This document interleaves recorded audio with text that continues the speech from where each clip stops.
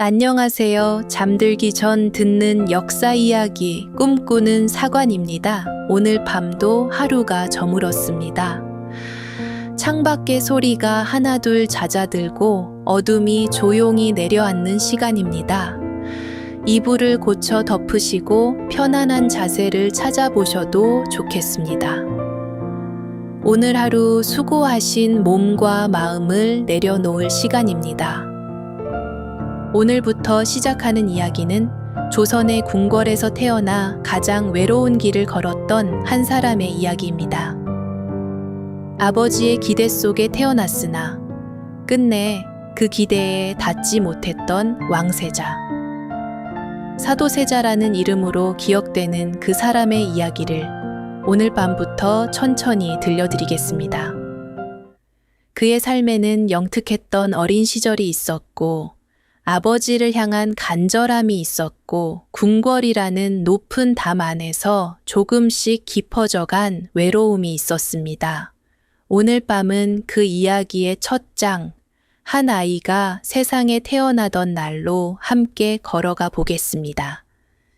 1735년 영조 11년 정월이었습니다. 겨울이 차에 끝나지 않은 창경궁에는 찬 공기가 낮게 깔려 있었습니다. 마당의 흙은 단단히 얼어 있었고 처마 끝 고드름이 새벽빛에 희미하게 빛나고 있었습니다. 그 이른 시각 창경궁 집복헌에 불이 밝혀져 있었습니다. 산실청 나인들이 분주히 오가고 있었고 뜨거운 물을 담은 대야가 몇 차례나 안으로 들어갔습니다. 영빈이 씨의 처소였습니다. 해산이 임박했다는 소식은 이미 대전에 전해진 뒤였습니다. 이윽고 집복헌 안에서 아기 울음소리가 터져 나왔습니다. 작지만 또렷한 그 울음은 차가운 새벽 공기를 가르며 궁궐 안으로 퍼져나갔습니다. 왕자가 태어난 것이었습니다. 이해 영조의 나이 42이었습니다. 한 나라의 임금으로서 적지 않은 세월을 보냈지만 후사에 대한 걱정은 오랫동안 그의 마음을 무겁게 눌러왔습니다. 일찍이 첫째 아들 효장세자를 두었으나 효장세자는 10살의 나이에 세상을 떠났습니다. 그 뒤로 여러 해가 흘렀고 조정에서는 후사를 염려하는 목소리가 해마다 조심스럽게 올라오고 있었습니다. 그런 궁궐에 아들이 태어났습니다. 아이의 이름은 이선이었습니다. 태어난 지 얼마 되지 않아 아이는 영빈이 씨의 품에 안겨 조용히 잠이 들었습니다. 집복헌 밖에서는 나인들이 소곤소곤 경사를 전했고 그 소식은 새벽이 차에 가시기 전에 궁궐 구석구석으로 번져나갔습니다. 영조는 그 소식을 전해 듣고 크게 기뻐했다고 전해집니다. 오랜 기다림 끝에 얻은 아들이었습니다. 종묘사직을 이을 왕자가 태어났다는 사실은 임금에게는 안도였고 조정에는 경사였습니다. 궁궐에는 오랜만에 환희의 기운이 감돌았습니다. 그러나 아이는 아직 아무것도 알지 못했습니다. 자신이 태어난 곳이 궁궐이라는 것도 아버지가 임금이라는 것도 자신의 어깨 위에 한 나라의 기대가 조용히 내려앉고 있다는 것도 알지 못했습니다. 그저 어머니의 온기 속에서 고요히 잠들어 있을 뿐이었습니다. 창경궁 집복헌의 새벽은 천천히 밝아오고 있었습니다. 겨울 하늘에 엷은 빛이 번지고 궁궐의 기와지붕 위로 하얀 입김 같은 아침 안개가 피어올랐습니다. 그 안개 속에서 갓난아이의 숨소리만이 고요하게 이어지고 있었습니다. 기대와 환희 속에 태어난 아이. 그 아이의 첫 울음이 궁궐에 울려 퍼지던 그 새벽에는 아직 아무도 이 아이의 앞날의 드리울 그늘을 짐작하지 못했습니다. 1735년 겨울 창경궁에 내린 첫 울음, 그것이 이 이야기의 시작이었습니다. 이듬해인 1736년 봄이었습니다. 창경궁의 매화가 가지 끝에 꽃본고리를 맺기 시작하던 3월 궁궐 안에는 크고 엄숙한 의식이 준비되고 있었습니다. 영조가 둘째 아들 이선을 왕세자로 책봉하기로 결정한 것이었습니다. 아이의 나이 불과 2살이었습니다. 영조에게는 서두를 이유가 있었습니다. 첫째 아들 효장세자를 일찍 잃었던 기억은 여전히 선명했습니다. 왕위를 이을 아들이 있다는 사실은 안도였지만 그 안도가 영원하리라는 보장은 어디에도 없었습니다. 언제 무슨 일이 생길지 모르는 것이 궁궐이었고 후사는 하루라도 빨리 확정해야 한다는 것이 영조의 판단이었습니다. 조정의 신하들도 크게 반대하지 않았습니다. 오히려 오랜 염려가 풀린 듯 책봉의 소식을 반기는 분위기였습니다. 책봉 의식이 거행되던 날 궁궐은 장엄한 분위기에 휩싸였습니다. 종묘에 고유제가 올려졌고 교명과 죽책이 마련되었습니다. 조정의 문무백관이 도열하여 하례를 올렸고 궁궐의 곳곳에서는 경사를 축하하는 음악이 은은하게 울려 퍼졌습니다. 그 엄숙하고 화려한 의식의 한가운데에 아직 걸음마를 막 뗀 아이가 있었습니다. 왕세자라는 이름이 그 작은 어깨 위에 내려앉은 순간이었습니다. 아이는 그날의 의미를 알지 못했을 것입니다. 수많은 어른들이 자신을 향해 절을 올리고 무언가 엄숙한 말들이 오가는 것을 어렴풋이 느꼈을 뿐이었습니다. 왕세자라는 호칭은 아이에게 축복이기도 했지만 아직 누구도 미처 가늠하지 못한 무게이기도 했습니다. 책봉 이후 어린 세자의 일상은 조금씩 달라지기 시작했습니다. 아이는 태어난 뒤 생모 영빈이 씨의 품에서 자라고 있었습니다. 영빈이 씨는 아이를 살뜰히 보살폈고 나인들도 세자의 곁을 정성껏 지켰습니다. 그 시절의 세자에게 세상이란 어머니의 온기와 처소의 따뜻한 방바닥, 그리고 창밖으로 보이는 궁궐의 하늘 정도였을 것입니다. 그러나 왕실에는 오래된 관례가 있었습니다. 세자는 생모의 곁을 떠나 별도의 처소에서 지내야 했습니다. 아이는 머지않아 저승전으로 거처를 옮기게 되었습니다. 어머니의 품에서 벗어나 나인들과 시간권 관원들이 둘러싼 공간으로 들어간 것이었습니다. 궁궐의 법도가 그러했고 세자의 자리가 그것을 요구했습니다. 아버지 영조는 세자를 끔찍이 아끼고 있었습니다. 아들이 태어났을 때의 기쁨은 진심이었고 책봉을 서두른 것도 아들을 향한 애정과 조바심이 뒤섞인 마음에서 비롯된 것이었습니다. 그러나 영조가 세자를 직접 안아주거나 곁에 앉혀 이야기를 나누는 일은 드물었습니다. 조선의 국왕과 왕세자 사이에는 언제나 예법이라는 거리가 놓여 있었습니다. 아버지와 아들이기 이전에 군주와 신하였고 만남에는 격식이 따랐으며 부자 간의 다정한 천이 오가기에 그 거리는 너무 먼 것이었습니다. 영조의 기대는 누구보다 컸습니다. 그 기대의 뿌리를 이해하려면 영조 자신의 이야기를 잠시 돌아보아야 합니다. 영조는 숙종의 아들로 태어났으나 어머니 숙빈 최 씨의 출신이 미천하다는 이유로 오랜 세월 정통성의 시비에 시달렸습니다. 형인 경종의 뒤를 이어 왕위에 올랐지만 경종의 죽음을 둘러싼 의혹은 영조의 재위 내내 그림자처럼 따라다녔습니다.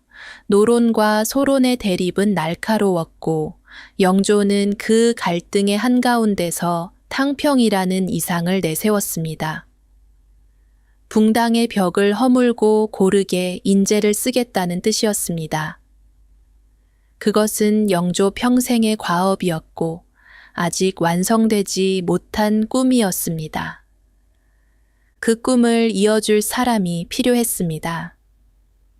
자신이 이루지 못한 것을 완성해줄 후계자, 정통성에 흠이 없는 왕세자, 학문과 덕망을 두루 갖추어 신하들이 고개를 숙이게 만들 다음 세대의 군주. 영조가 어린 세자에게 품은 기대는 단순한 아버지의 바람이 아니었습니다. 자신의 상처와 좌절, 이루지 못한 이상까지 모두 담긴 한 시대의 무게를 가진 열망이었습니다. 아직 말도 제대로 하지 못하는 아이에게 그 모든 것이 조용히 쌓여가고 있었습니다. 아이는 알지 못했습니다. 자신의 아버지가 얼마나 크고 절박한 꿈을 자신에게 걸고 있는지, 그 꿈의 크기가 앞으로 자신의 삶을 어떤 모양으로 빚어갈 것인지, 아이는 아직 아무것도 알지 못했습니다. 1736년의 봄은 그렇게 지나가고 있었습니다. 창경궁의 매화는 활짝 피었다가 바람에 흩어졌고 궁궐 마당에는 따뜻한 햇살이 내려앉았습니다. 책봉의 경사로 들떴던 궁궐도 차츰 일상으로 돌아갔습니다. 2살의 왕세자는 저승전의 넓은 방에서 조용히 자라고 있었습니다. 나인들이 들려주는 노랫소리를 듣고 처마 밑으로 날아드는 참새를 바라보고 때로는 알 수 없는 이유로 울다가 다시 잠이 드는 어디에나 있을 법한 어린아이의 하루를 보내고 있었습니다. 다만 그 아이의 머리 위에는 왕세자라는 이름이 얹혀 있었고 궁궐의 높은 담 너머 세상은 아직 그에게 보이지 않았습니다. 아버지의 기대는 해가 갈수록 더 선명해질 것이었습니다. 그리고 그 기대와 아이의 현실 사이에 놓인 거리는 아이가 자랄수록 오히려 더 넓어져 갈 것이었습니다. 하지만 이 봄날에는 아직 아무도 그것을 알지 못했습니다. 궁궐의 봄바람은 그저 따뜻했고 2살 왕세자의 잠든 얼굴은 평온하기만 했습니다. 세자가 3살이 되던 해 서연이 시작되었습니다. 서연이란 세자에게 학문을 가르치는 자리로 시간권의 관원들이 세자의 곁에서 경전을 읽히고 글을 가르치는 일이었습니다. 조선의 왕세자에게 공부란 선택이 아니었습니다. 태어난 순간부터 정해진 길이었고 그 길의 첫걸음이 이제 막 시작된 것이었습니다. 어린 세자는 처음부터 눈에 띄는 총명함을 보여주었습니다. 천자문을 배우던 어느 날 글자가 사치할 치제에 이르렀습니다. 시간권 관원이 그 뜻을 풀어 설명하자 세자는 가만히 자신의 몸을 내려다보았습니다. 그리고 몸에 걸치고 있던 화려한 비단 옷을 스스로 벗어 한쪽에 내려놓았습니다. 사치를 경계하라는 글의 뜻을 읽고 그것을 자신의 행동으로 옮긴 것이었습니다. 이 일화는 궁 안에 두루 퍼졌습니다. 나인들 사이에서 소공어림이 이어졌고 시간권 관원들은 감탄하며 이를 기록에 남겼습니다. 3살 아이가 글의 뜻을 헤아려 스스로 몸가짐을 바로잡았다는 이야기는 궁궐 사람들에게 세자의 앞날에 대한 기대를 한층 부풀게 만들었습니다. 그뿐만이 아니었습니다. 소학의 구절을 배울 때면 세자는 글 속에 담긴 예절과 도리를 몸소 실천하려 애썼다고 전해집니다. 어른을 만나면 공손히 허리를 숙였고 나인들에게도 함부로 하는 법이 없었습니다. 사관들은 세자의 영민함과 바른 성품을 기록했고 그 기록은 대전의 영조에게도 전해졌습니다. 영조는 이 소식을 듣고 흡족해했습니다. 자신이 품었던 기대가 헛되지 않았다는 확인이었고 아들이 훌륭한 군주로 자라리라는 믿음이 한 겹 더 단단해지는 순간이었습니다. 그러나 영조의 교육에 대한 열의는 기대의 크기만큼이나 엄격한 것이었습니다. 세자가 글을 잘 외우면 영조는 더 많은 분량을 요구했습니다. 한 권을 끝내면 다음 권이 기다리고 있었고 하나를 잘하면 둘을 해내야 했습니다. 칭찬이 돌아오는 일은 드물었습니다. 영조는 세자가 잘한 것에 대해서는 당연하다는 듯 넘겼고 작은 실수에는 날카로운 질책을 아끼지 않았습니다. 글자 하나를 잘못 읽거나 경전의 구절을 더듬거리면 영조의 얼굴에는 금세 불만의 기색이 떠올랐습니다. 어린 세자는 아버지 앞에 나아갈 때마다 긴장했습니다. 문안을 올리러 대전으로 향하는 길, 세자의 발걸음은 무거웠습니다. 아버지를 만나고 싶은 마음과 아버지 앞에 서는 것이 두려운 마음이 한꺼번에 밀려왔습니다.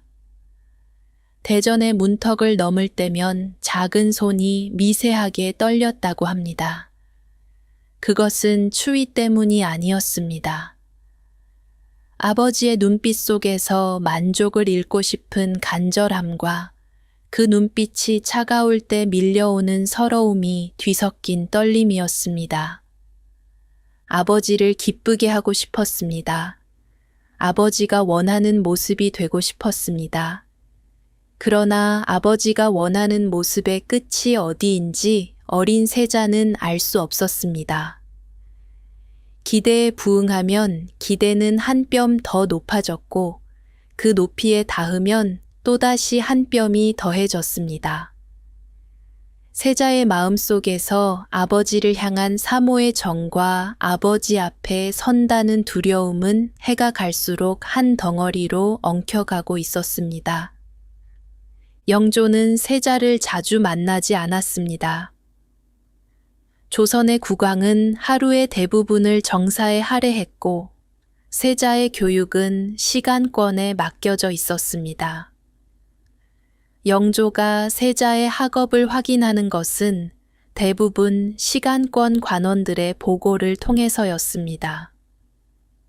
오늘은 어떤 경전을 읽었는지, 몇 구절을 외웠는지, 글씨는 어떠했는지, 세자의 하루는 보고서의 형태로 아버지에게 전해졌습니다. 직접 대면하는 자리가 아주 없지는 않았습니다. 그러나 그 자리에서도 부자 사이에 다정한 대화가 오가는 일은 드물었습니다. 영조는 세자에게 경전의 내용을 물었고 세자는 긴장한 목소리로 대답했습니다. 그것은 대화라기보다 시험에 가까웠습니다. 아버지의 물음에 막힘없이 답하면 그날은 무사히 넘어갔고 한 번이라도 더듬거리면 영조의 얼굴이 굳어지는 것을 느껴야 했습니다. 세자에게 아버지란 멀리서 자신을 지켜보며 점수를 매기는 존재에 가까웠습니다. 따뜻한 손길이 닿는 거리가 아니라 보고서와 시험 사이에 놓인 아득한 거리 너머의 사람이었습니다. 아버지의 인정을 받고 싶다는 마음은 날마다 자랐지만 그 인정에 닿을 수 있다는 확신은 날마다 조금씩 옅어져 갔습니다. 천자문 앞에서 비단 옷을 벗어던지던 아이는 그렇게 자라고 있었습니다. 궁궐 사람들은 세자의 총명함을 칭송했고 사관들은 그 영특함을 기록으로 남겼습니다. 그러나 그 영특한 아이의 안쪽에는 기록되지 않는 것들이 조용히 쌓이고 있었습니다. 아버지의 눈빛을 살피는 버릇이 생겼습니다. 대전으로 향하는 길에서 발걸음이 느려졌습니다. 글을 읽을 때 실수하지 않으려 손가락에 힘이 들어갔습니다. 칭찬을 듣지 못한 날이면 저승전으로 돌아와 한참을 가만히 앉아 있었습니다. 그것들은 아직 상처라 부르기에는 이른 희미하고 가는 금 같은 것이었습니다.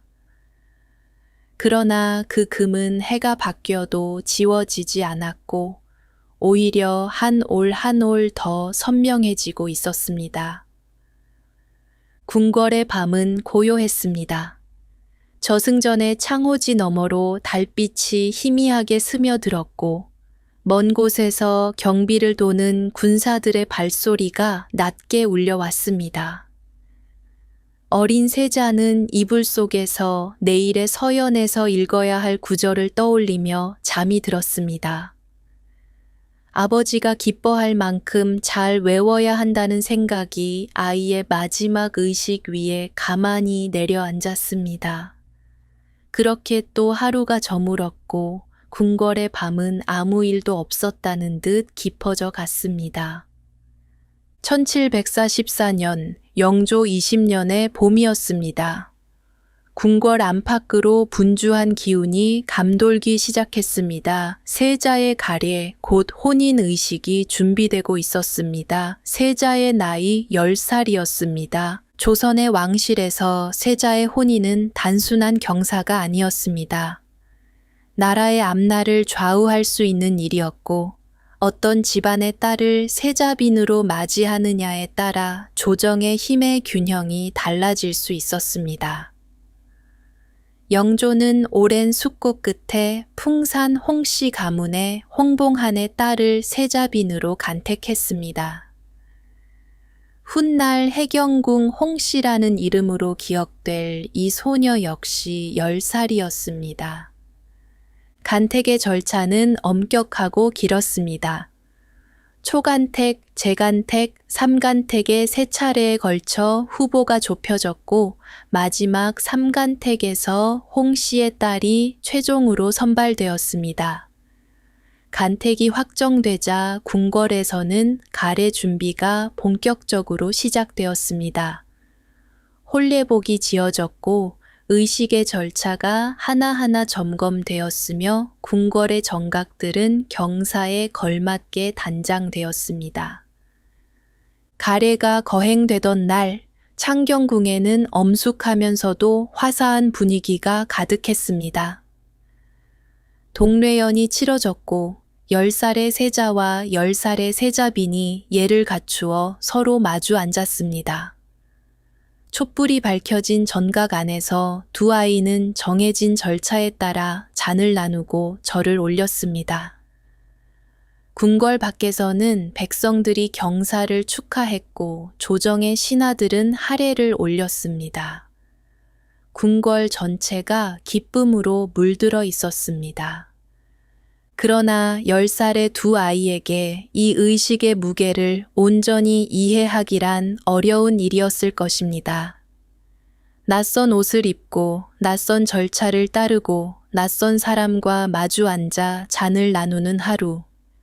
그것은 아이들에게 엄숙함보다는 긴장에 가까운 경험이었을 것입니다. 세자는 그날의 의식을 무사히 치러냈고 세자빈은 조용히 궁궐의 사람이 되었습니다. 이 혼인의 이면에는 조정의 정치가 놓여 있었습니다. 세자빈의 아버지 홍봉한은 노론 계열의 인물이었습니다. 노론은 당시 조정에서 가장 큰 세력을 가진 붕당이었고 영조의 즉위를 지지했던 핵심 세력이기도 했습니다. 세자빈의 집안이 노론이라는 사실은 세자의 정치적 위치를 특정한 방향으로 기울게 만드는 힘을 가지고 있었습니다.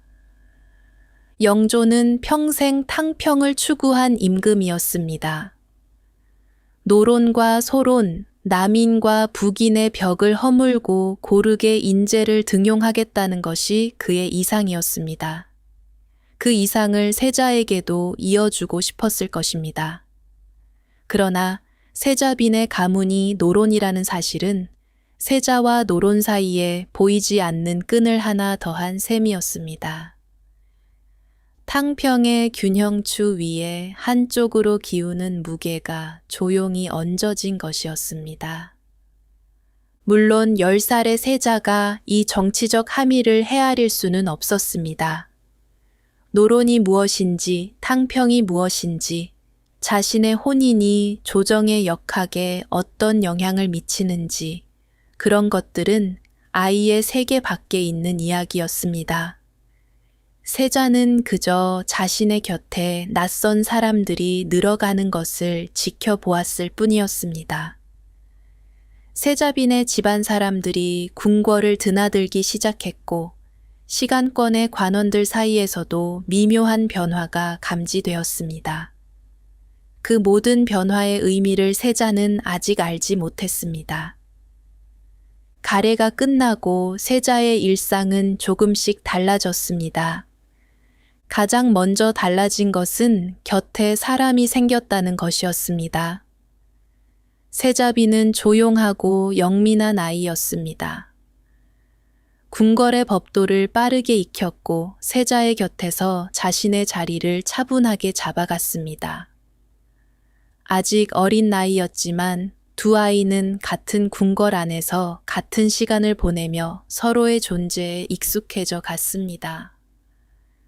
세자에게 세자빈은 궁궐이라는 넓고 외로운 공간 안에서 처음으로 생긴 또래의 동반자였습니다. 그러나 다른 것들도 달라졌습니다. 시간권의 교육은 한층 본격적으로 바뀌었습니다. 서연에서 다루는 경전의 수준이 높아졌고 하루에 읽어야 할 분량도 늘었습니다. 혼례를 치른 세자는 더 이상 어린아이로 대우받지 않았습니다.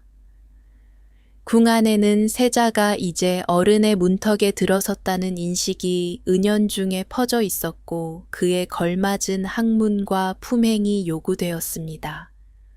영조의 점검도 더욱 면밀해졌습니다.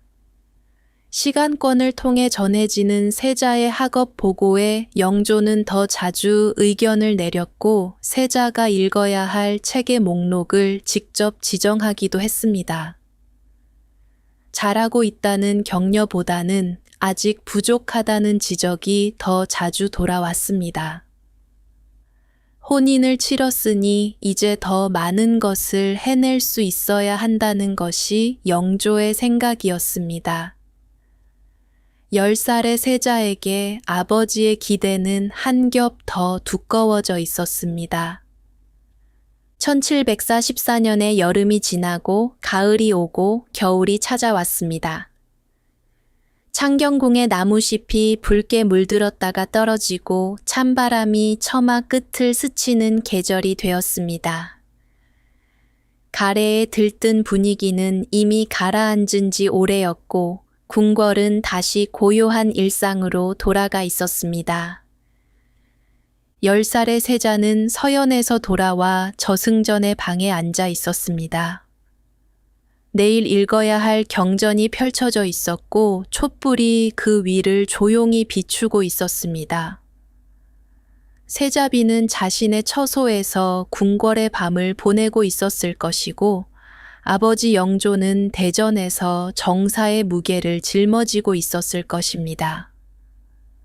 각자의 자리에서 각자의 밤을 보내는 궁궐 사람들. 그 사이를 잇는 것은 온기가 아니라 예법이었고 가까움이 아니라 격식이었습니다. 10살의 왕세자의 아내를 맞이한 소녀는 그렇게 궁궐의 정치와 기대가 겹겹이 둘러싼 자리 안에서 또 하나의 계절을 보내고 있었습니다. 궁궐 밖에서는 겨울바람이 불어오고 있었고 저승전의 창호지 너머로 그 바람 소리가 희미하게 들려왔습니다. 세자는 펼쳐놓은 경전 위에 시선을 두고 있었지만 그 시선이 글자 위에 머물러 있었는지 아니면 어딘가 더 먼 곳을 향하고 있었는지는 아무도 알지 못했습니다. 1740년대 후반의 일이었습니다. 세자는 13살, 14살을 지나며 소년의 모습을 갖추어 가고 있었습니다. 키가 부쩍 자랐고 목소리에도 조금씩 깊이가 실리기 시작했습니다.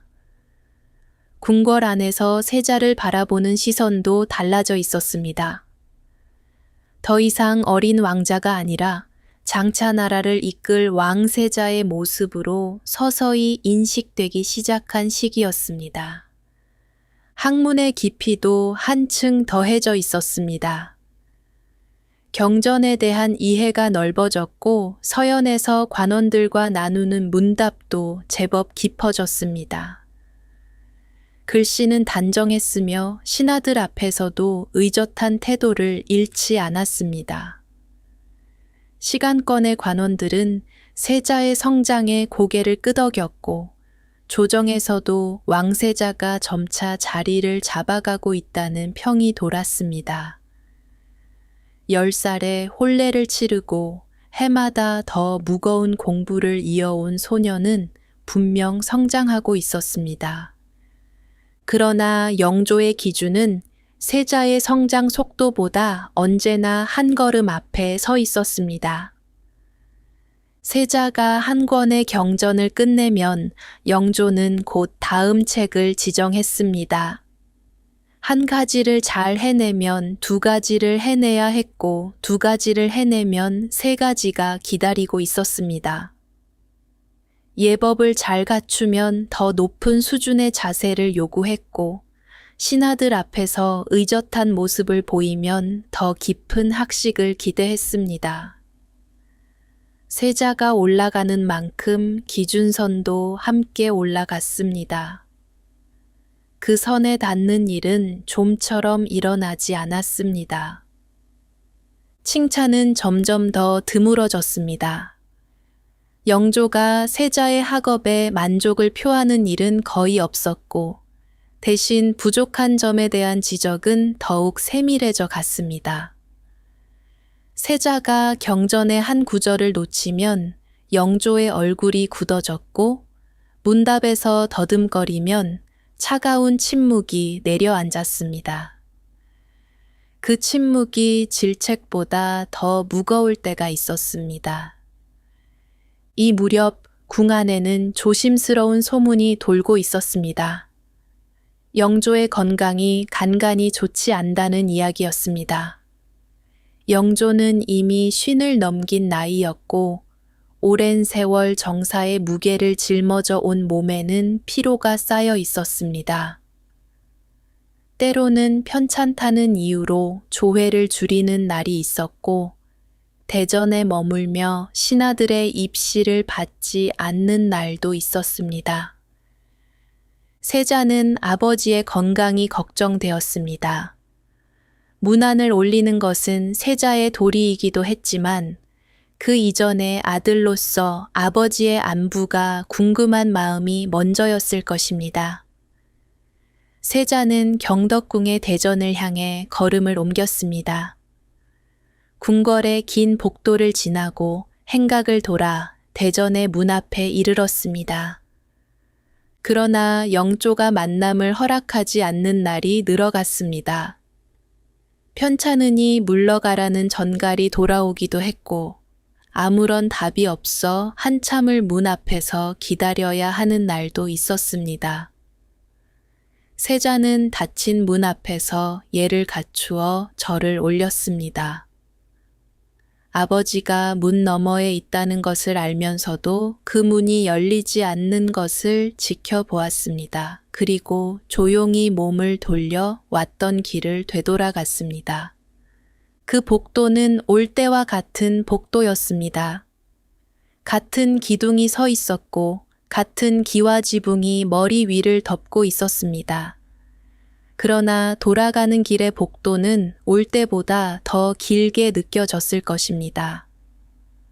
아버지의 얼굴을 보지 못한 채 돌아서는 발걸음은 한 번 한 번이 무거웠을 것입니다. 아버지의 안부가 걱정되어 찾아갔으나 아버지의 목소리조차 듣지 못하고 돌아서는 날들이 쌓여갔습니다. 그 날들의 무게가 소년의 가슴 안에 조용히 내려앉고 있었습니다. 이 시기 조정에서는 새로운 논의가 조심스럽게 오가고 있었습니다. 세자의 나이가 차가니 대리청정을 시작해야 하지 않겠느냐는 이야기였습니다. 대리청정이란 왕세자가 국왕을 대신하여 정사의 일부를 처리하는 것이었습니다. 조선 왕실에서 이는 드문 일이 아니었습니다. 세자가 일정한 나이에 이르면 정사를 경험하게 하여 장차 왕위를 이을 준비를 시키는 것이 오래된 관례였습니다. 영조 자신도 이를 고려하고 있었습니다. 건강이 예전 같지 않다는 자각이 있었고 세자에게 정사를 익히게 해야 한다는 판단도 있었습니다. 그러나 그것은 동시에 아버지의 문 앞에서 번번이 돌아서야 했던 아들에게 나라의 무게까지 얻는 일이기도 했습니다. 아버지의 얼굴을 자유로이 볼 수 없었던 소년에게 아버지가 짊어지고 있던 정사의 짐을 나누어 지라는 명이 내려지려 하고 있었습니다. 아버지의 인정에 목말라 하던 아들에게 아버지는 인정 대신 책임을 건네려 하고 있었습니다. 14살의 세자는 그 논의의 내용을 알고 있었는지 알지 못했는지 분명하지 않습니다. 다만 궁궐 안의 공기가 미묘하게 달라지고 있다는 것은 느꼈을 것입니다. 시간권 관원들의 태도가 한층 조심스러워졌고 서연에서 다루는 내용에도 정사와 관련된 이야기가 조금씩 섞여 들어오기 시작했습니다. 무언가가 다가오고 있었습니다. 그것이 무엇인지 정확히 알 수는 없었지만 자신의 어깨 위에 또 하나의 무게가 얹어지려 하고 있다는 것만은 희미하게 감지할 수 있었을 것입니다. 1748년의 겨울이 깊어가고 있었습니다. 경덕궁의 지붕 위에는 엷은 눈이 내려앉았고 궁궐의 나무들은 잎을 모두 떨군 채 앙상한 가지만을 하늘로 뻗고 있었습니다. 해가 일찍 저무는 계절이었습니다. 오후에 햇빛이 기울기 시작하면 궁궐에 복되는 긴 그림자가 드리워졌고 그 그림자 사이로 찬 바람이 낮게 흘러갔습니다. 이 겨울이 지나면 새해가 올 것이었습니다. 1749년의 봄이 올 것이었습니다. 그 봄에 무엇이 기다리고 있는지 궁궐 안의 사람들은 어렴풋이 짐작하고 있었습니다. 세자에게 대리청정이 명해질 것이라는 이야기가 이미 조정 안에서 공공연히 흘러나오고 있었습니다. 아직 확정된 것은 아니었지만 그 방향으로 일이 흘러가고 있다는 것은 누구나 느끼고 있었습니다. 14살의 세자는 그해 겨울을 저승전에서 보내고 있었습니다. 서연은 계속되었고 경전의 분량은 여전히 많았으며 아버지의 문 앞에서 돌아서는 날들도 여전히 이어지고 있었습니다. 궁궐의 겨울밤은 길고 고요했습니다. 창호지 너머로 바람소리가 가늘게 들려왔고 먼 곳의 풍경 소리가 어둠 속에서 희미하게 울렸습니다. 소녀는 그 소리를 들으며 잠이 들었을 것입니다. 내일도 서연이 있을 것이고 내일도 아버지의 문 앞에 설 것이고 내일도 그 문이 열릴지 닫혀 있을지는 알 수 없다는 것을 아는 채 잠이 들었을 것입니다. 1748년 겨울 경덕궁이었습니다. 해가 짧아진 계절, 오후의 햇빛이 이미 기울기 시작한 시각이었습니다. 궁궐의 기와 지붕 위로 엷은 노을빛이 번지고 있었고 처마 끝에서는 찬 공기가 가늘게 흘러내리고 있었습니다. 14살의 세자가 대전을 향해 걸어가고 있었습니다. 아버지에게 문안을 올리기 위해서였습니다. 궁궐의 긴 회랑을 따라 걸어가는 소년의 발걸음은 또박또박 반듯했습니다. 세자로서 갖추어야 할 걸음이었고 오랜 시간 몸에 밴 예법의 자세였습니다. 그러나 대전이 가까워질수록 그 발걸음이 조금씩 느려졌을 것입니다.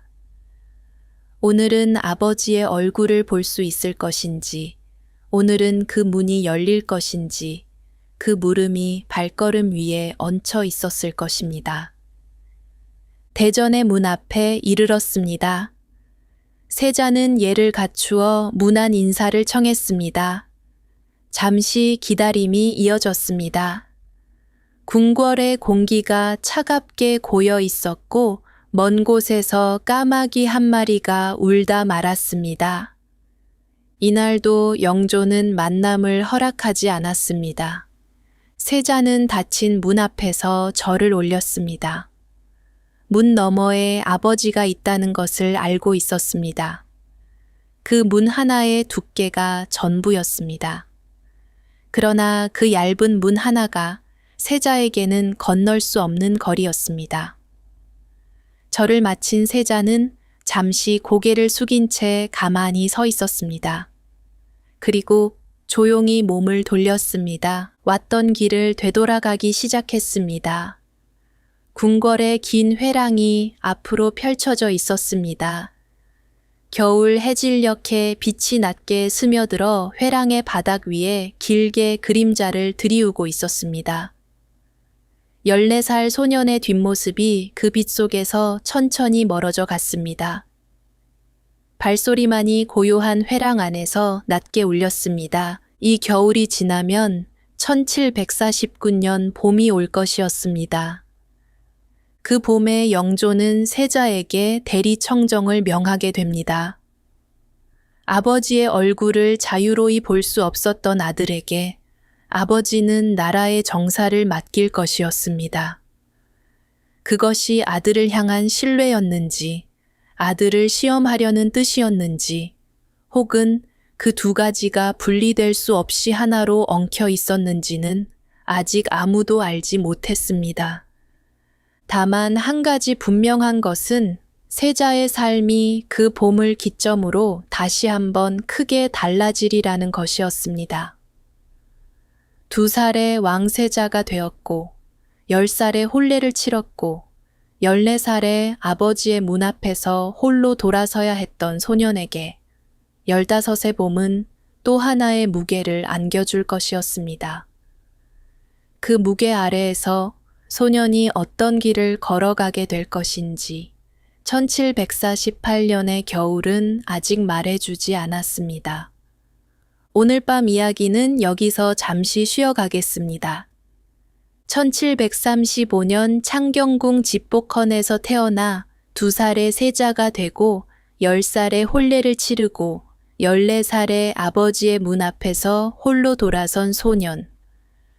아버지의 기대 속에 태어났으나 그 기대에 닿을 수 없었던 아이. 영특했으나 칭찬받지 못했고 아버지를 사모했으나 아버지의 문은 자주 닫혀 있었던 아이. 그 소년의 이야기는 이제 겨우 첫 장을 넘긴 것에 지나지 않습니다. 다음 밤에는 대리청정이라는 무거운 짐을 짊어진 세자의 이야기가 이어집니다. 아버지와 아들 사이의 거리가 더욱 깊어지고 궁궐 안의 바람이 차갑게 방향을 바꾸기 시작하는 이야기입니다. 그 이야기는 다음 밤에 천천히 들려드리겠습니다. 오늘 하루도 수고 많으셨습니다. 궁궐의 긴 회랑을 걸어간 소년은 이제 잠시 쉬고 있습니다. 듣고 계신 여러분도 오늘 하루의 걸음을 내려놓으시고 편안히 쉬셔도 좋겠습니다. 이불 속의 온기가 오늘 밤 여러분의 곁을 지켜줄 것입니다. 편안한 밤 되세요.